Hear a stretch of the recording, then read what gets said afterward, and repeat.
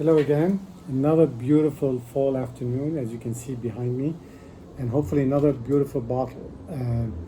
This is a Chateauneuf, so we're in the southern Rhone. It's a Domaine, the Clos du Caillou. As you know by now, this is a property I'm very fond of. We've had a couple of these Chateauneufs before. We had a Côte du Rhône, but this is really what started it for me. It's a Quartz bottling from 1999. And I first had this bottle a little over a year and a half ago, when I was having dinner with a friend.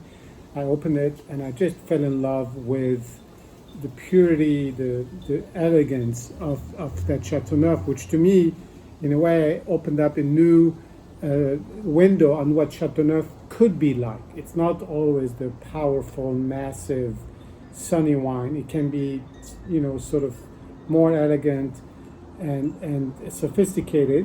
Again, this is not either or, but that's sort of the emphasis.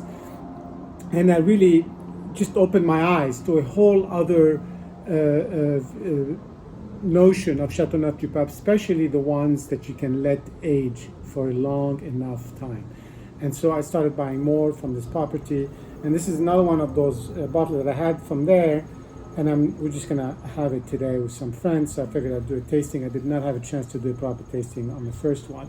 Hopefully I would not be disappointed, because as you know, you often really struggle to recapture that first wow moment on a number of things, whether it's a dish or a bottle of wine or a movie or what have you. So let's see what we have here.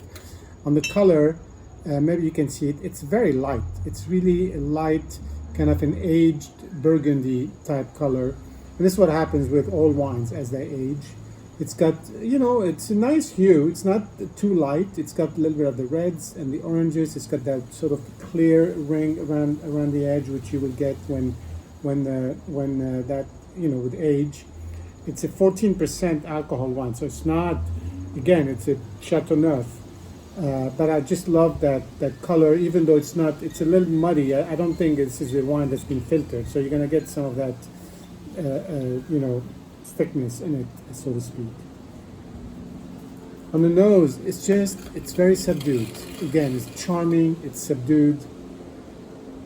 It's got a little bit of that fruit, but it's on the not super sweet, on the sort of coming down maybe a little bit.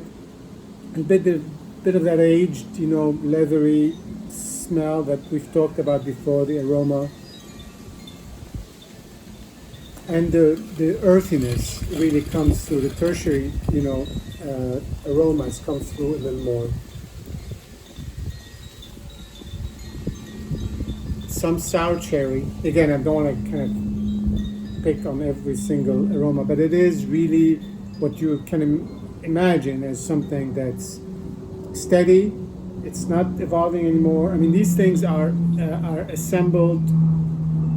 They age separately. The 85% Grenache and 15% Syrah, and they're assembled and then bottled pretty quickly afterwards. So the harmonious, if you want, integration of the two happens in the bottle, and it takes a little bit of time. But we certainly have had enough time here. So let's just see what we have.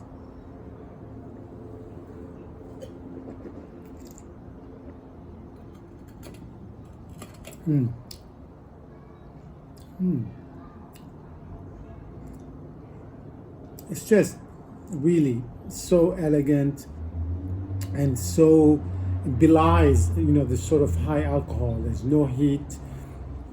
It's just a very subtle, and again, some people don't like these subtle wines. They think they're past or old or whatever, but no, this is another phase of the evolution of the wine.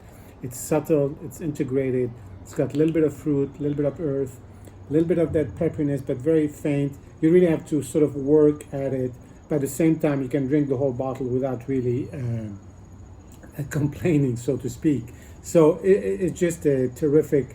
And just another note: if you watch the one about the 2001 Quartz we had at Thanksgiving last year, you will get more information about the background of the maker, the property. It's a very interesting story, and I recommend that as well. Fine property, you cannot go wrong with these guys. Really good wine, and age takes its due. See you soon.